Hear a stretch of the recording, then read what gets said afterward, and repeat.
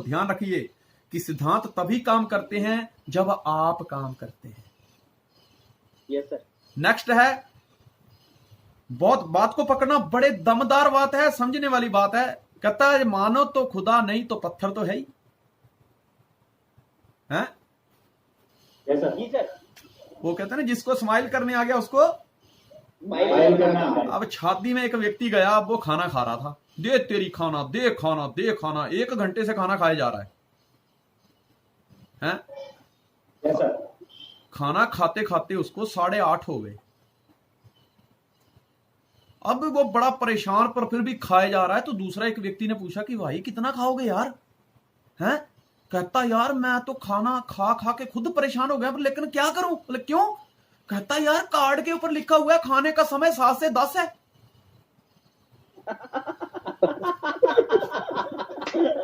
3 our चलेगा sir. बे जिसने लिखा तो उसने तो तुझे 3 घंटे की फ्लेक्सिबिलिटी दी है, पेट तो तेरा है ना। चलो आगे चलते हैं। Spirit of life. नेक्स्ट है, कहो कि काम हो गया इससे पहले कि नाकाम व्यक्ति ये कहे कि बहुत देर हो चुकी है। हेलो। कहो कि काम हो गया इससे पहले कि नाकामयाब व्यक्ति ये कहे कि बहुत देर हो चुकी है।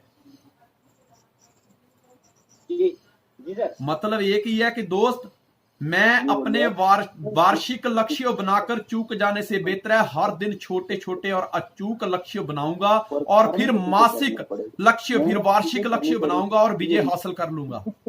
यही कामयाबी का राज है।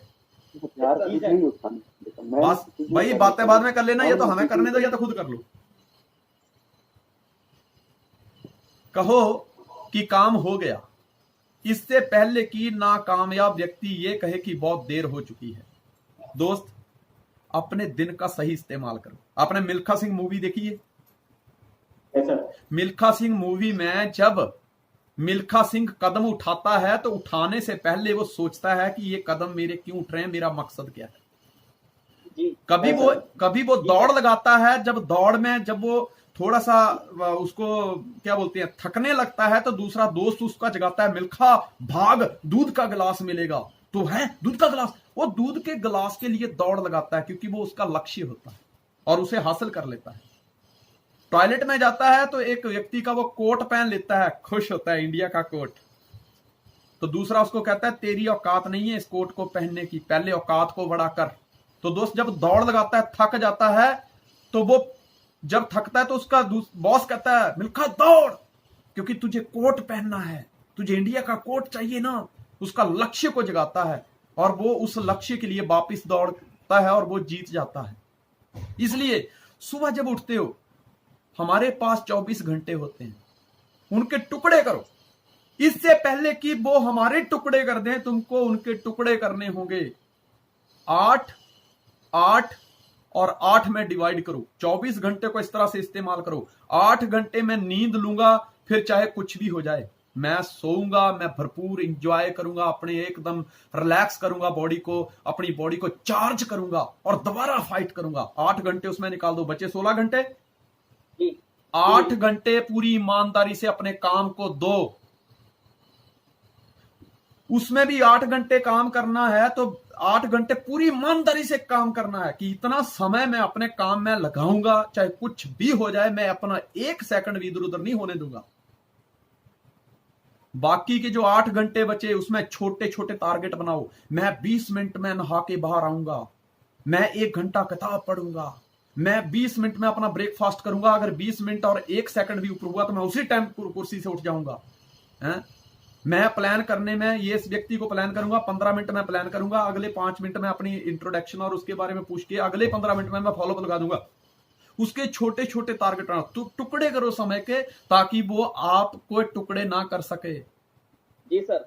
समय घड़ी जो होती है ना, घड़ी, उसमें कांटे लगे होते हैं, इसलिए उसको कांटेश्वर महाराज भी कहता हूं मैं।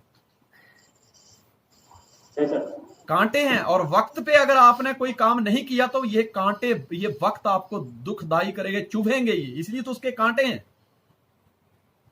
तभी तो उसको बोलते घड़ी की सुई। सुई मतलब डॉक्टर के जब सुई पकड़ता है बच्चे को दिखाता है तो बच्चे को डर लगता कि नहीं लगता? जी सर। हाँ, तो वो सुई चुभती है। अगर आप समय का इस्तेमाल नहीं करोगे तो समय की सुई आपको चुभेगी। इसलिए सुबह उठते समय कहो कि काम हो गया, इससे पहले कि नाकामयाब व्यक्ति ये कहे कि बहुत देर हो चुकी है। नाकामयाब व्यक्ति के पास सिर्फ एक्सक्यूजेस होते हैं, और जिस व्यक्ति के मन में कोई लक्ष्य है उसके पास प्लान होते हैं। ठीक है, जी सर। अभी मैं लड्डू वाली स्टोरी आपको सुना देता हूं।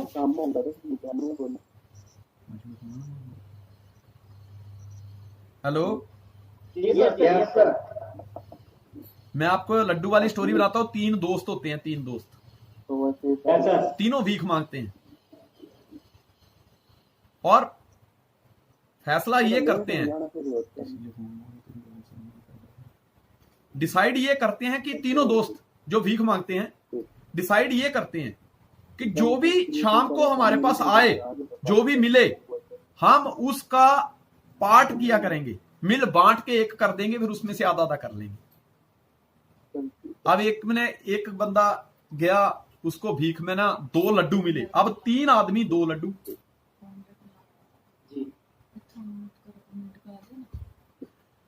3 आदमी 2 लड्डू। बोला इनको कौन खाएगा, कैसे बांटा जाए?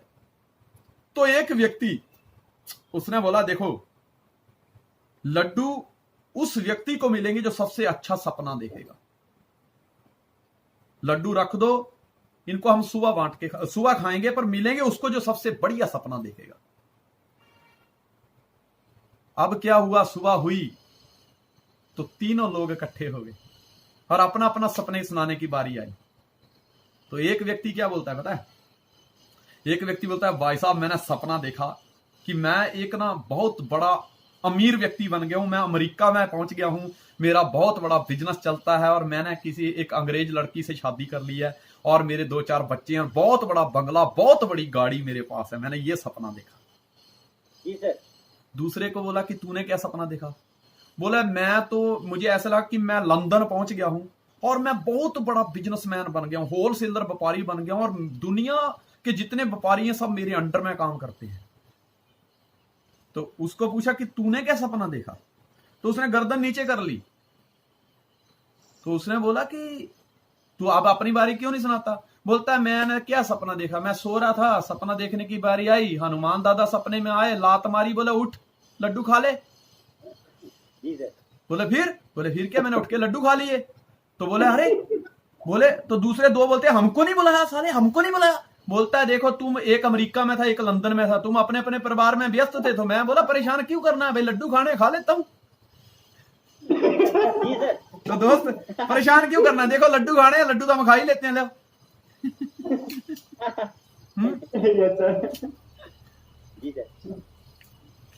अब आगे चलते हैं। आगे चलने से पहले ना मैं आपको एक बहुत बढ़िया एक टेस्टफुल, जैसे लड्डू खाया ना स्वादिष्ट, ऐसे स्वादिष्ट जोक्स याद आ गया। जोक्स नहीं मतलब जोक याद आ गया। टीचर ने बच्चे को खड़ा किया, बोले बेटा 15 फ्रूट के नाम बताओ, 15 फ्रूट। तो बच्चा बोलता है अमरूद। टीचर ने बोला 1।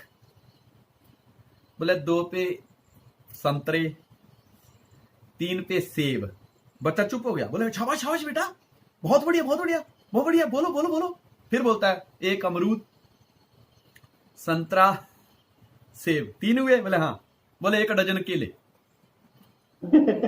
हो गए 15 हैं?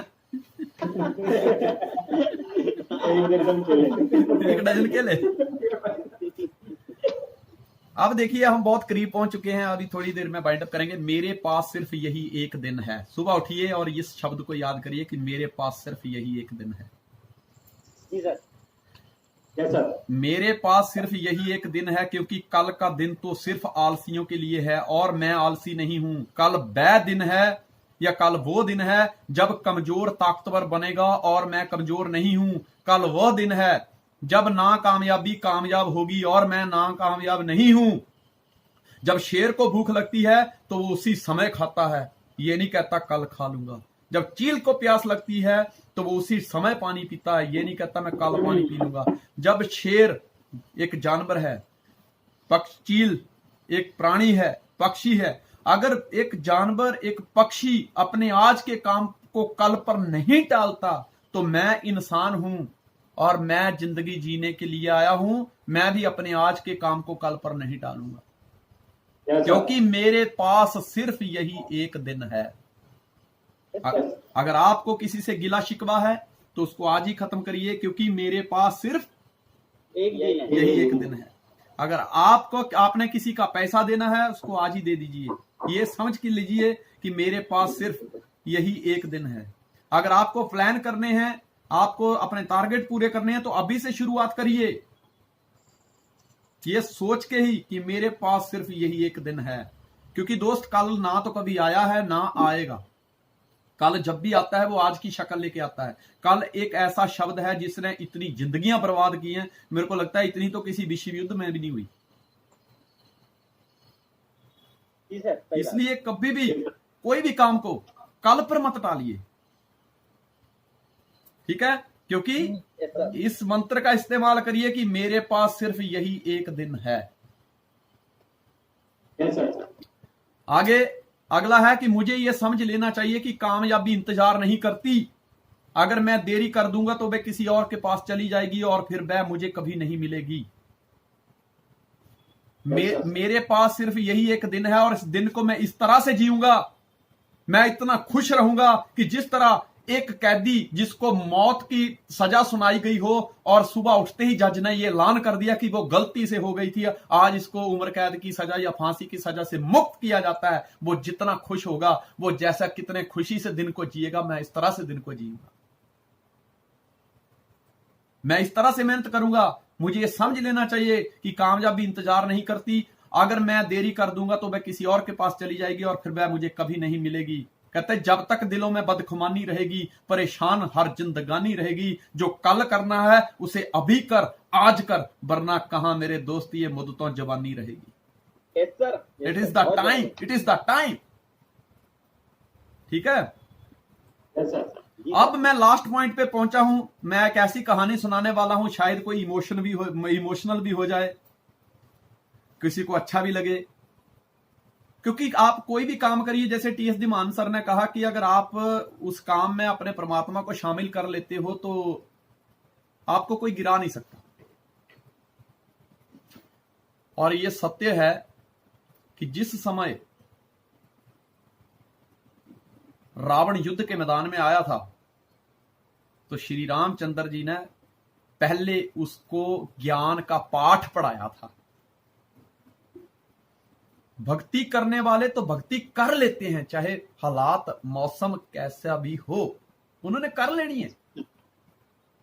युद्ध के मैदान में भी ज्ञान का पाठ पढ़ाया रावण को। बोला रावण तू इतना ताकतवर है यार, इतना बलशाली है, इतना धनवान है, इतना ज्ञानवान है, तू कहां कौन से काम में पड़ा हुआ है यार? अभी भी तुझे कहता हूं माफ कर दूंगा यार।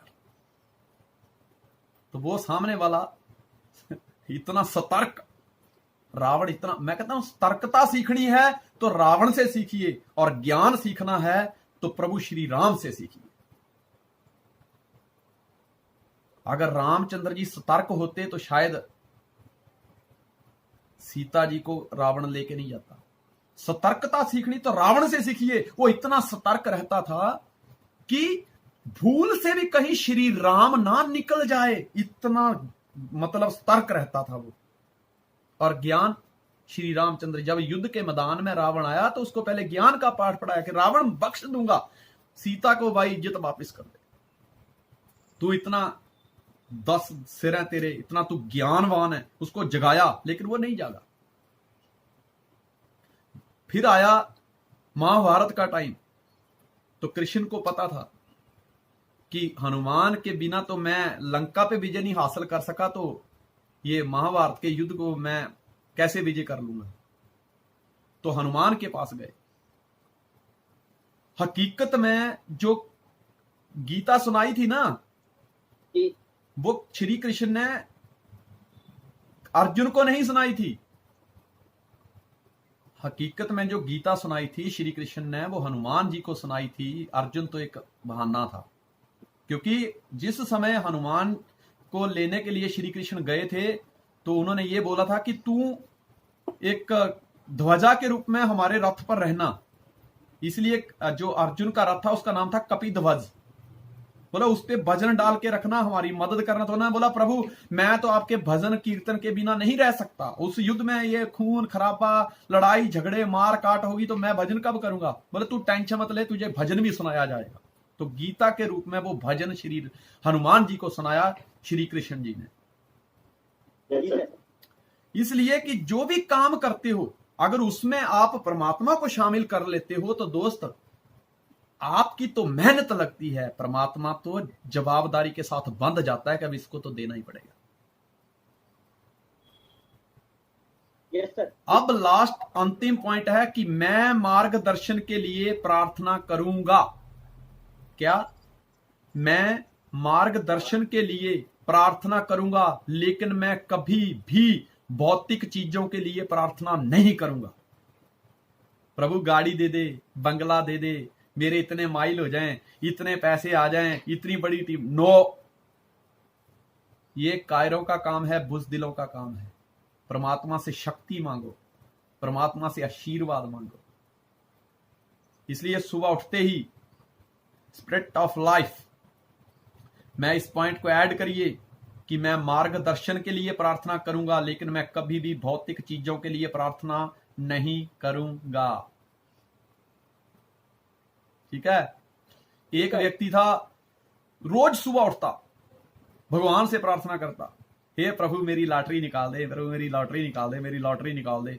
करते करते करते पूरी जिंदगी निकल गई, कुआरा ही मर गया। क्योंकि जो बेले होते हैं ना, बेलड़ बोलते हैं जिनको, बिना काम के, उनको तो कोई, उनके लिए तो लड़की भी नहीं भेजी भगवान ने पृथ्वी पर, उनका कोई जीवन साथी भी नहीं भेजा।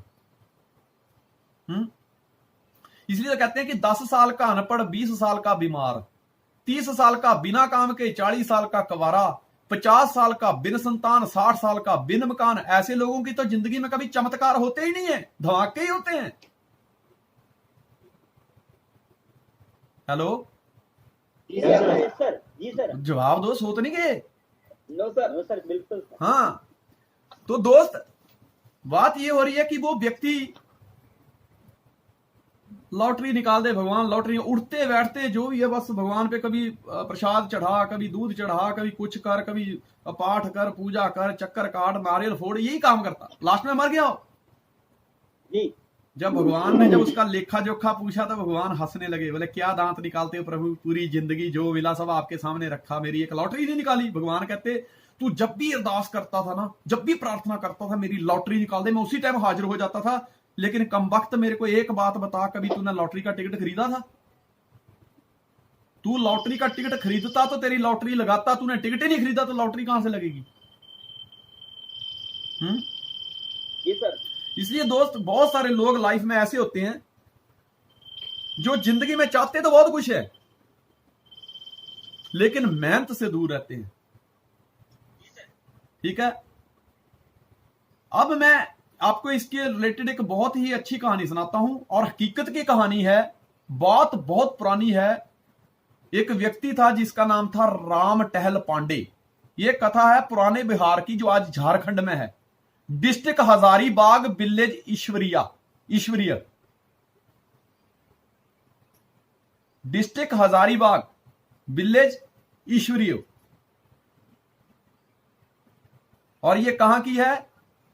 जो आज प्रेजेंट में झारखंड बन चुका है, ओल्ड बिहार। यस सर बोलते रहना, मुझे सुनाई देता रहे यार, बहुत अच्छी कहानी है। अब देखिए, होता ऐसे है कि एक बहुत ही अच्छी फैमिली होती है, उनके घर में ना एक बेटा ऑलरेडी पहले का था, बड़ा बेटा। एक छोटा बेटा बड़े टाइम के बाद पैदा हुआ, और जब वो पैदा हुआ तो खूब घर वालों ने जश्न मनाया, बहुत अच्छी तरह बर्थडे बनाया, अच्छी खासी फैमिली थी। और उसका नाम बड़े प्यार से रखा, उसका नामकरण रखा, तो नाम रखा श्री राम टहल पांडे। अब समय बीतता गया, बड़े भाई की शादी हो गई। अब ये छोटा था, थोड़ा थोड़ा होश में आने लगा, तो क्या देखता है कि अचानक समय की गति एक जैसी नहीं रहती। एक दिन क्या होता है कि उसके माता पिता जो है वो खत्म हो जाते हैं, उनकी मृत्यु हो जाती है। राम टहल पांडे को एक बड़ा झटका लगा। चलो, कहता रामा कृष्णा हरि हरि, जो वो करे सो खरी खरी। कुछ ही दिन बीते कि राम टहल पांडे का जो बड़ा भाई था वो भी खत्म हो गया। देखो परिवार के ऊपर क्या बीतती है। अब क्या हुआ कि चेचक की बीमारी फैली। अब राम टहल पांडे छोटा था। अब उसकी जो विधवा भाभी है, बड़ी भाभी, वो अपने देवर की सेवा करती है। गरीबी आ गई, अत की गरीबी है। पंजाबी में कहते हैं अत की गरीबी, मतलब बहुत ज्यादा गरीबी आ गई है। अब कहते हैं ना कि जब पैसा पास होता है तो हर रिश्ता खास होता है पर जब पैसा पास नहीं होता तो फिर कोई खास नहीं होता। अब क्या हुआ कि ऐसी गरीबी आ गई। इधर राम टहल पांडे की जब चेचक की बीमारी हुई तो उस बीमारी से उनकी दोनों आंखें चली गई। अब ये अंधा हो गया बालक। विधवा भाभी, दुनिया भर की गरीबी। वो बेचारी मांग मांग के लाती, जैसे कपड़े फटे होते, कोई कपड़ा दे तो पहन लेते, बस ऐसे करके तो मांग के लाती, कुछ भोजन बनाती और राम टहल पांडे की जो है सेवा करती। अब इसमें क्या होता है, गरीबों के नाम अलग होते हैं, अमीरों के नाम अलग होते हैं। जब उसकी अच्छी खासी कंडीशन थी तो हर कोई कहता था श्री राम टहल पांडे। अब श्री राम और पांडे हट गया, सिर्फ टहलुआ टहलुआ कहने लगे लोग कि आ गया टहलुआ। अब भगवान से कोई शिकायत नहीं। मैं मार्गदर्शन के लिए प्रार्थना करूंगा, लेकिन मैं कभी भौतिक चीजों के लिए प्रार्थना नहीं करूंगा। उनके मन में ना श्री राम टहल पांडे, अब ऐसी हालत हो चुकी है, लेकिन मन में ना श्रीमद् भागवत गीता को सुनने का बड़ा शौक। जहां कहीं भागवत कथा होती वहां श्री राम टहल पांडे पहुंच जाते। एक बार क्या हुआ कि उनको पता चला कि कथा उनके गांव में हो रही है और उसके घर से करीब करीब समझ लिए कि 2-3 किलोमीटर दूर। बड़े खुश हुए, बहुत खुशी हुई, बहुत खुश हुए। अब क्या हुआ कि ये भागवत कथा जो वो 7-8 दिन चलती है। अब ये रोज सुबह उठते हैं, नहा धो के रेडी होके, भाभी जी खाना बना देती है, वो खुद नाश्ता कर लेते हैं और कुछ रोटियां जो है वो अपने थैले में ले जाके, आंखों से अंधे, बस रास्ते को ऐसे डंडे के सहारे चलते चलते मतलब चेक करते रहते हैं और वहां पहुंच जाते हैं भागवत कथा में।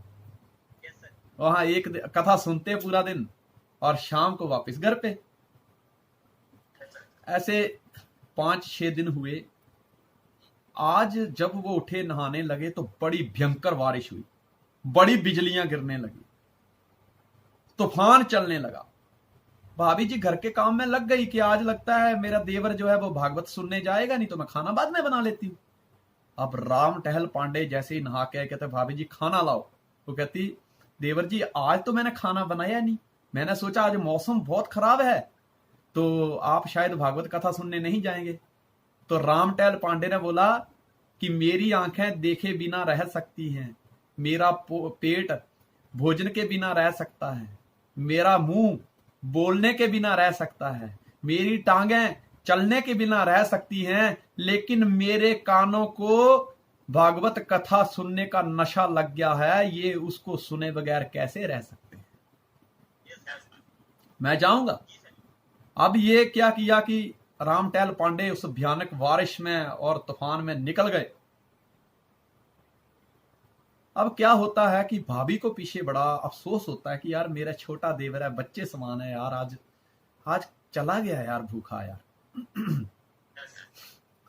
अब राम टहल पांडे जाते जाते क्या देखते हैं वो जहां पे भागवत कथा हो रही थी उससे कुछ दूर पहले ही, पता नहीं चलता आज, तो जहां जिस रास्ते चलना था उससे थोड़ा सा एक रास्ता नीचे की तरफ जाता था, वो उधर निकल गए, रास्ता भटक गए। कहता है कौन कहता कि चलते रहने से मंजिलें मिलती हैं, गलत दिशा की ओर रखा गया एक कदम आपको मंजिल से कोसों दूर ले जा सकता है। थोड़ा एक कदम गलत पड़ गया, उनको पता नहीं चला वो उस रास्ते उतर गए। वो रास्ता जंगल की तरफ जा रहा था और वहां पे थोड़ा आगे गए, देखा बहुत सारा जंगल, झाड़ियां, उनको दिखाई तो दे नहीं रहा था लेकिन डंडे के सहारे वो देख रहे थे। उनको लगा यार मैं कहां आ गया। तो क्या देखते हैं कि एक कुआं था जिसमें कुएं के चार दीवारी नहीं बनी थी, ऐसे समतल कुआं था, गहरा था। राम टैल पांडे ना चलते चलते अंधे धुंधे दिखा नहीं और उस कुएं में गिर गए। कुआं सूखा था एकदम। अब उसमें गिर गए तो अब देखिए एटीट्यूड देखिए यार। अब उन्होंने प्रार्थना करी, दुख इस बात का नहीं है कि मैं कुएं में गिर गया, दुख किस बात का है। कहते हे प्रभु, तूने मेरा भाई छीना, मैंने कभी शिकायत नहीं करी। तूने मेरे मां बाप छीन लिए, मैंने कभी शिकायत नहीं करी। तूने मुझे गरीब बना दिया, मैंने कभी शिकायत नहीं करी। मैंने कोई भौतिक वस्तु नहीं मांगी। तूने मेरी आंखें छीन ली, मैंने कभी शिकायत नहीं करी। लेकिन आज मैं शिकायत ये करता हूं यार कि ये एक दिन जो मेरा भागवत कथा का था, जो मुझे कथा सुननी थी यार, ये दिन भी छीन लिया प्रभु, तूने अच्छा नहीं किया। उसकी इस भावना को देख के, इस क्या बोलते हैं, इस ममता को देख के, इस लगन को देख के श्री राम प्रकट हो गए। प्रकट हो गए और बोला, श्री राम टहले पांडे तुम यहां क्या कर रहे हो। कहता है यार भाई मुझे पता नहीं है, मैं बस चल रहा था, मुझे लगता है मैं बहुत बड़े कुएं में गिर गया हूं। कहता है कोई कुआं वुआं नहीं है, तो गड्ढा है। तो बोला नहीं, तुम जाओ गांव के कुछ लोगों को बुला के लेके आओ, रस्सा वस्सा लेके आओ यार, मुझे जल्दी है, मुझे भागवत कथा सुननी है।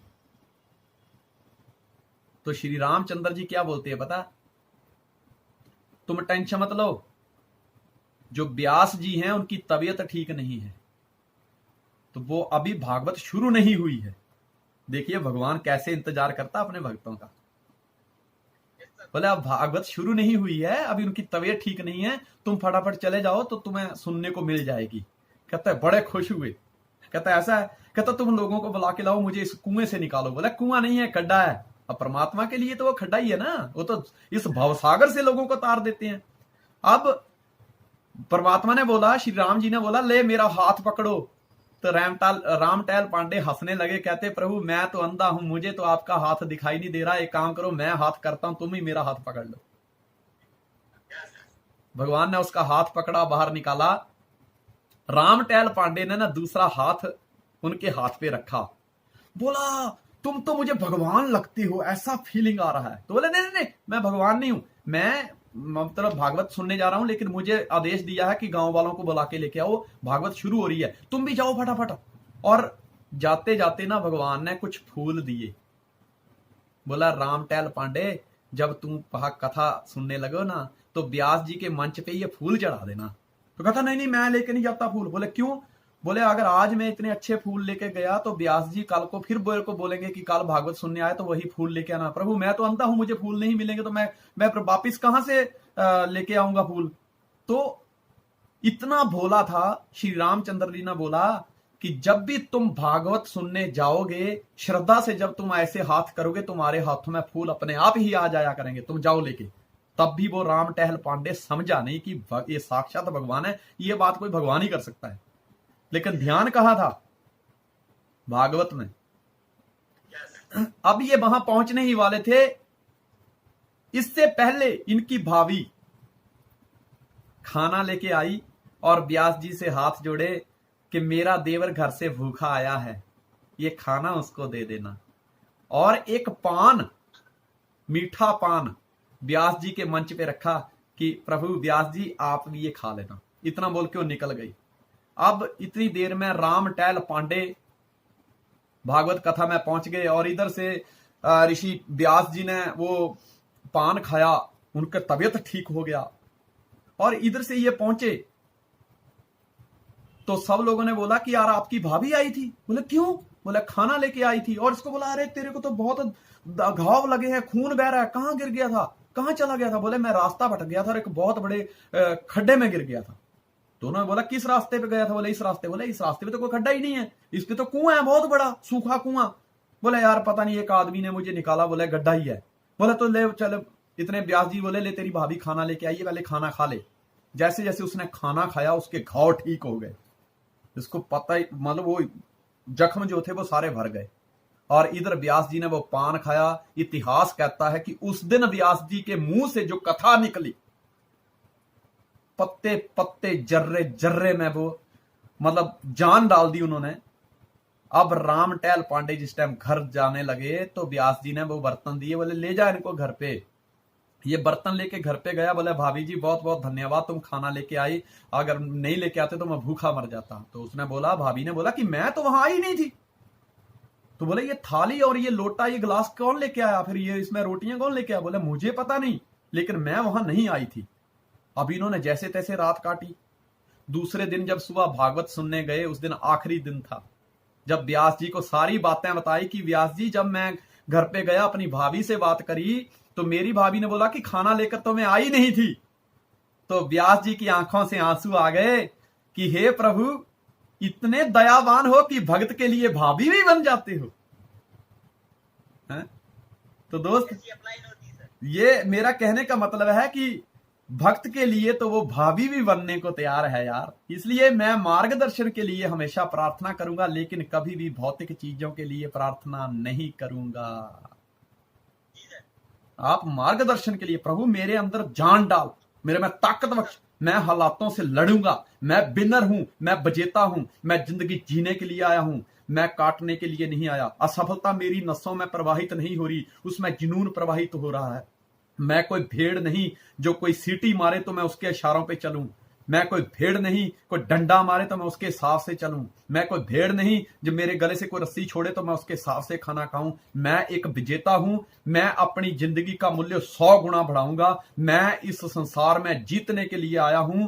हार का जिक्र मेरे फसाने में नहीं, और मुझसे सो जीत जाए ऐसा जमाने में नहीं। जब ये बातें आती हैं तो इंसान को अवश्य कामयाबी मिलती है। तो ये थे हमारे जिंदगी के सार, स्पिरिट ऑफ लाइफ। मुझे पूरी उम्मीद है कि आपको ये बहुत अच्छा लगा होगा। मेरे को लगता है कि मैंने अपना रोल पूरा ईमानदारी से अदा किया है, और इन चीज़ों को आप इम्प्लीमेंट करिए। हो सकता है आज ये बातें आपको बहुत छोटी लगे, लेकिन मेरा पूरा विश्वास है कि इन्हीं बातों के दम पे एक डीजल मैकेनिक सैफायर बना है। और इन्हीं बातों को फॉलो करके, इन छोटी छोटी बातों को फॉलो करके आप जो चाहो, जो मन में आप एक लक्ष्य बना लो, जो धारण कर लोगे, इन बातों के ऊपर अमल करके आप वहां तक पहुंच सकते हो। ये मेरा पूरा विश्वास है। मेरी दुआएं, मेरी बेस्ट विशेस आपके साथ है। God bless you. स्वस्थ रहें, मस्त रहें, खूब तरक्की करें। आज का प्रोग्राम हम यहीं पे बाइंड अप करते हैं और मिलते हैं बहुत ही जल्दी एक नए टॉपिक, नए जोश, नए जुनून, नए पैशन के साथ। तब तक के लिए जय हिंद, जय भारत, जय ड्यूसॉफ्ट, जय upline. Okay, God bless you.